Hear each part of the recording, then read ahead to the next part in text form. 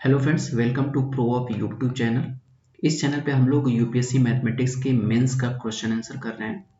अगर आप इस तरीके के इनिशिएटिव से जुड़ना चाहते हैं तो आप लोग हमारे यूट्यूब चैनल को ज्वाइन कर सकते हैं। साथ ही साथ आप हमारे टेलीग्राम चैनल को भी ज्वाइन कर सकते हैं, जिसपे हम लोग डेली क्वेश्चन आंसर करते हैं। वहाँ पे मैं आप लोगों को क्वेश्चन देता हूँ, आप चाहें तो वहाँ पे अपनी कॉपी भी सबमिट कर सकते हैं, जिसको मैं इवेलुएट करके आपको बताऊंगा कि आपका क्या गलती और क्या सही है और क्या आपका पॉइंट ऑफ व्यू होना चाहिए, क्या उसमें इम्प्रूवमेंट होनी चाहिए।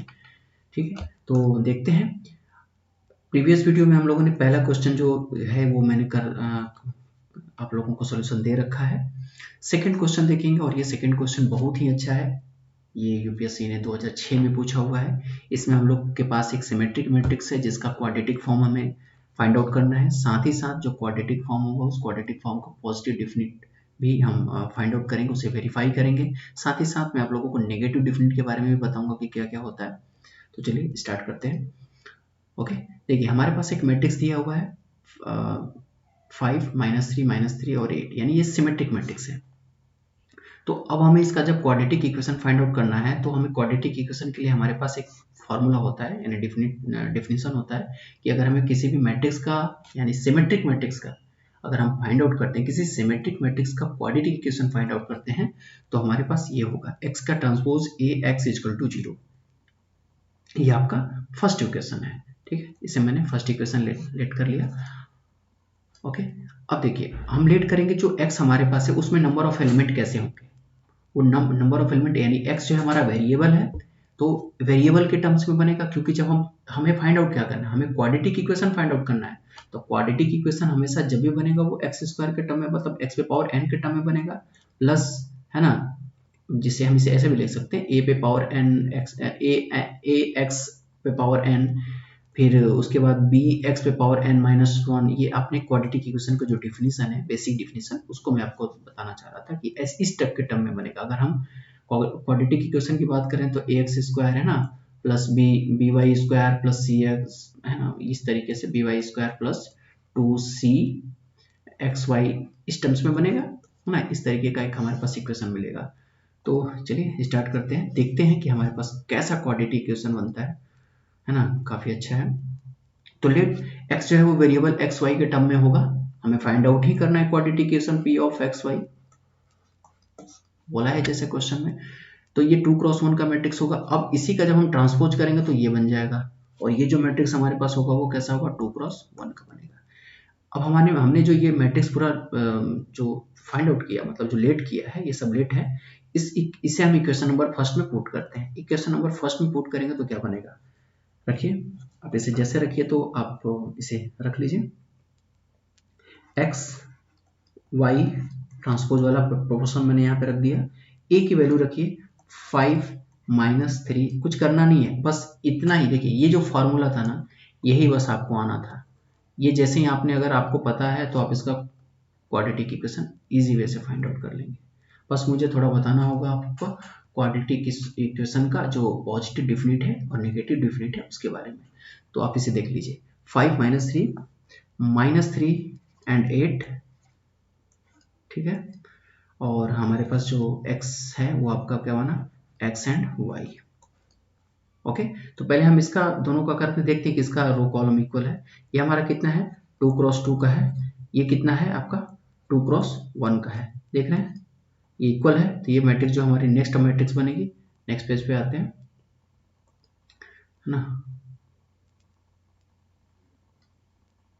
हमारे पास जो नेक्स्ट होगा मैट्रिक्स बनेगा हमारा, वो आपका होगा, इधर आपका बना था क्या, x y, ठीक है। और मैं दिखा देता हूँ यहाँ पे, अच्छा ये रहा, ठीक है, ये रहा। तो इसका इससे करिए 2। अब जो नेक्स्ट मैट्रिक्स आपकी बनेगी यहाँ पे, वो कितने की बनेगी, 2x1 की बनेगी, ठीक है। आपका ये रहा मैट्रिक्स, ठीक है। 2 इक्वल है, रो कॉलम इक्वल है, तो यहाँ पे 2x1 की एक मैट्रिक्स बनेगी। तो आप मल्टीप्लाई कर लीजिए, मल्टीप्लाई करिए तो कितना बनेगा, 5x -3y, फिर से करेंगे तो -3x और +8y बनेगा। चलिए लिख देता हूँ यहाँ पे, आपका जो मैट्रिक्स बनेगा 5x -3y ठीक है, 1 मिनट। 3 आपका 3y मल्टीप्लाई कर लीजिएगा minus 3x sorry plus minus नहीं प्लस 8y। ओके, ये आपका कितने क्रॉस का है? 1 क्रॉस 2 की मैट्रिक्स है। अब देखिए फिर इसका रो कॉलम इक्वल हुआ। अब नेक्स्ट मैट्रिक्स बनेगा तो नेक्स्ट मैट्रिक्स कितनी बनेगी आपकी? वो कितने की बनेगी? नेक्स्ट मैट्रिक्स आपकी वो 1 क्रॉस 1 की बनेगी। तो आपका जो नेक्स्ट मैट्रिक्स बनेगा, इसे मैं मिटा दे रहा हूँ, बस आपको बताने के लिए रखा था। तो 1 क्रॉस 1 का जब मैट्रिक्स बनेगा तो आप इसे मल्टीप्लाई करते जाइए, चले जाइए। बनेगा 5x² माइनस कितना 3xy बनेगा, कोई दिक्कत नहीं। फिर उसके बाद आपका माइनस 3xy प्लस 8y² हो गया। ये मैट्रिक्स आपकी फाइंड आउट हो गई। अब इसे सोल्यूशन कर लीजिए, थोड़ा अरेंज कर लीजिए, सोल्यूशन से अरेंज कर लीजिए। तो 5x² plus 8y² minus 6xy हो गया। अब आपका क्वाड्रेटिक इक्वेशन, यानी ये कैसे टर्म्स में बनेगा, इसको अगर आप जरा क्वाड्रेटिक, ये आपका हो गया pxy, ये आपका pxy हो गया। जरा इसको कंपेयर करिए, आप कंपेयर करिए quadratic equation ax² plus by², या इसको ऐसे लिखिए, b नहीं लिखिए आप, इसको यहाँ c लिखिए, बताता हूँ मैं, cy² माइनस 2bxy। इसे जब आप कंपेयर करेंगे तो a की जगह कितना है आपका 5 है, b की जगह पे कितना है, b की जगह पे -3 है। 2b से कंपेयर करना है आपको, 2b से करेंगे तो 2 × 3 लिख सकते हैं, तो b की जगह पे -3 है और c की जगह पे आपका है 8। अगर आपको मैट्रिक्स बनानी हुई तो मैट्रिक्स आपकी कैसे बनेगी, a b b and c बनेगा। अब आपने जो फाइंड आउट किया है इसे यहाँ पे रख दीजिए, यानी आप क्वाड्रेटिक इक्वेशन से भी आप मैट्रिक्स फाइंड आउट कर सकते हैं। देख लीजिए यहाँ से, ओके, आपका मैट्रिक्स बन गया। a की जगह रखिए 5, b की जगह पे कितना है -3 और c की जगह पे 8 आ गया। ये आपका 8 है, 8, ठीक है, ये आपका मैट्रिक्स फाइंड आउट हो गया। अब यहाँ पे हम लोग देखेंगे कि जो हमने अभी बोला कि पॉजिटिव डिफिनिट क्या होगा, है ना, या नेगेटिव डिफिनिट क्या होगा, तो उसे देखते हैं नेक्स्ट पेज पे। अगर हमारे पास कोई क्वाड्रेटिक इक्वेशन दिया हुआ है, जो क्वाड्रेटिक इक्वेशन इस तरीके से दिया था, जैसे मैंने रिलेट किया था कि ax² प्लस cy², अच्छा एक मिनट मैं यहाँ पे देख लेता हूँ कि सही लिखा था ना, हाँ ठीक है, ओके, cy² प्लस 2bxy दिया हुआ था। तो अब इसका जब हम कोई सिमेट्रिक मैट्रिक्स बनाएंगे, ये हमारे पास क्वाड्रेटिक इक्वेशन है, जब इसका सिमेट्रिक मैट्रिक्स के रूप में फॉर्मेशन करेंगे तो क्या बनेगा, a b b and c, ये बनेगा फॉर्मेशन। अगर इस तरीके का कोई फॉर्मेशन बनता है तो ये हमारा, ये क्या था, ये हमारा था q ऑफ xy था, quadratic equation in 2 variable x and y, ठीक है, जिसका जो 2 क्रॉस 2 का मैट्रिक्स बनेगा, सिमेट्रिक मैट्रिक्स, वो ऐसा बनेगा। अगर आपके पास कोई क्वाड्रेटिक इक्वेशन इस टर्म में दिया हुआ है, ऐसा दिया हुआ है, तो आप उसको तुरंत 2 क्रॉस 2 के मैट्रिक्स सिमेट्रिक मैट्रिक्स में ऐसे चेंज कर सकते हैं, a b b और c c, ठीक है। तो अब इस पे हम निकालते हैं। देखिए अब इसका अगर हम फाइंड आउट करें, यहाँ पर इसका हम डिटर्मिनेंट निकालते हैं। अगर हम यहाँ पे डिटर्मिनेंट निकालें, d1 = निकालें, तो आपको बस कुछ फॉर्मूले याद करना है, आप इसे नोट कर लीजिएगा, है ना। जब आपको निकालना है कि जो पॉजिटिव डिफिनिट क्या होगा किसी क्वाड्रेटिक इक्वेशन का, तो इसे आप नोट करके लिख लीजिएगा कि फर्स्ट, कि जब किसी मैट्रिक्स, ये मैट्रिक्स हमारे पास है A, है ना, ए मैट्रिक्स जो सिमेट्रिक मैट्रिक्स बना हुआ, तो इसका जब आप डिटर्मिनेंट निकालते हैं तो d1 = A। अच्छा, इसका डिटर्मिनेंट होगा कितना, अगर आप इसका डिटर्मिनेंट निकालिए तो कितना होगा, AC माइनस b², यही होगा इसका डिटर्मिनेंट। तो अब जो फर्स्ट वाला आप नोट करिए कि d1 = A and d2 = what, d2 = AC minus b², determinant जो 2 था। अब यहाँ पे जब आप लिखेंगे कि ए क्या होना चाहिए, अब हम करते हैं कि डिफिनिट पॉजिटिव कब कहेंगे, डिफिनिट पॉजिटिव किसी क्वाड्रेटिक इक्वेशन को कब कहेंगे कि वो डिफिनिट पॉजिटिव है, और किस क्वाड्रेटिक इक्वेशन को डिफिनिट नेगेटिव कहेंगे। तो देखिए डिफिनिट पॉजिटिव किसे कहेंगे कि इफ है ना d1 is greater than 0 and d2 is greater than 0. Okay, then the formation of quadratic equation is what? X square minus plus y square. तो क्वाड्रेटिक इक्वेशन का फॉर्मेशन जो होगा वो x square plus y square के form में ही होगा।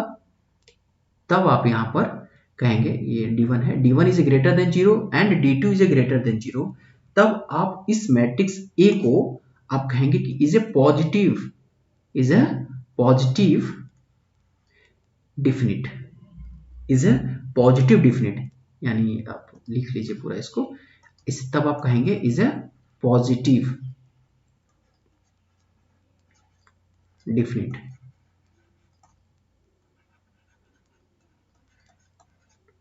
तब ये क्या होगा, आपका पॉजिटिव डिफिनिट होगा। अब हम लोग अपने मैट्रिक्स को चेक करेंगे कि इसी जो हमने अभी बताया, अच्छा मैं नेक्स्ट भी बता दे रहा हूँ आपको, उसके बाद हम उस पर चेक करेंगे। सेकंड क्या होगा, इसी में आप बी को ले लीजिए कि नेगेटिव डिफिनिट किसे कहेंगे। नेगेटिव डिफिनिट आप किसी भी मैट्रिक्स को, किसी क्वाड्रेटिक इक्वेशन को कब कहेंगे कि वो नेगेटिव डिफिनिट है। नेगेटिव डिफिनिट होने के लिए वहां पे क्या होना चाहिए कि अगर कोई मैट्रिक्स नेगेटिव डिफिनिट होगा तो आपको कहना होगा कि जो d1 था, d1 is less than 0 and d2 okay and d2 is greater than 0। तब हम मैट्रिक्स को क्या कहेंगे, इज अ नेगेटिव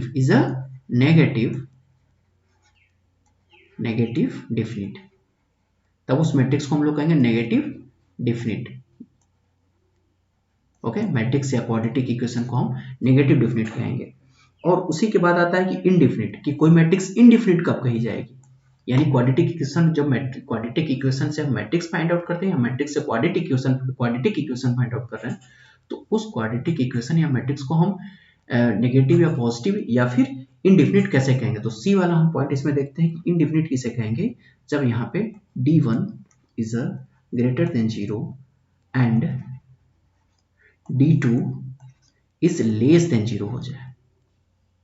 ओके, तब हम कहेंगे कि हमारा जो मैट्रिक्स है या क्वाड्रेटिक इक्वेशन है वो कैसा है, इनडिफिनिट है, इनडिफिनिट है। ओके, उस मैट्रिक्स को या उस क्वाड्रेटिक इक्वेशन को कहेंगे कि वो हमारा इनडिफिनिट मैट्रिक्स है या क्वाड्रेटिक इक्वेशन है। अब हमारे पास क्वेश्चन में कह रहा था कि उस मैट्रिक्स को हमें ये प्रूव करना था कि वो पॉजिटिव डिफिनिट है कि नहीं है। तो हम देखते हैं हमारे पास जो मैट्रिक्स बना था A इक्वल टू क्या था, 5 माइनस 8 माइनस सॉरी माइनस 8 नहीं 3 है यहाँ पे, -3 एंड 8 ये हो गया। हमने कहा कि d1 इसका डिटरमिनेंट ऑफ 1 फाइंड करिए, तो determinant of 1 equal to a था, तो a की जगह पे क्या है 5 है। ओके, अब इसका d2 फाइंड कर दीजिए। जब आप d2 फाइंड करेंगे तो d2 क्या था, ac माइनस बी स्क्वायर था, तो ac माइनस बी स्क्वायर, तो ac माइनस बी स्क्वायर जब इसका फाइंड आउट करेंगे तो होगा 40 माइनस 9, यानी आपका कितना निकल गया 31 इज ए 31। तो this implies that d1 is also greater than 0 and d2 is also greater than 0। देख रहे हैं, है ना, 31 और ये 5। तो हमारा जो मैट्रिक्स A है, जो क्वाड्रेटिक इक्वेशन, यानी मैट्रिक्स A हो हमारा कैसा हुआ, पॉजिटिव हुआ, पॉजिटिव डिफिनिट हुआ, पॉजिटिव डिफिनिट हुआ। और वेरीफाई तो मैंने कर ही दिया इसको, ये आपका प्रूफ हो गया। ठीक है, तो आई होप कि आप लोगों को समझ में आया होगा। अगर नहीं आता है तो आप लोग प्लीज़ कमेंट करके बताइएगा, ताकि इसमें कुछ और इम्प्रूवमेंट किया जाएगा। तब तक के लिए थैंक यू।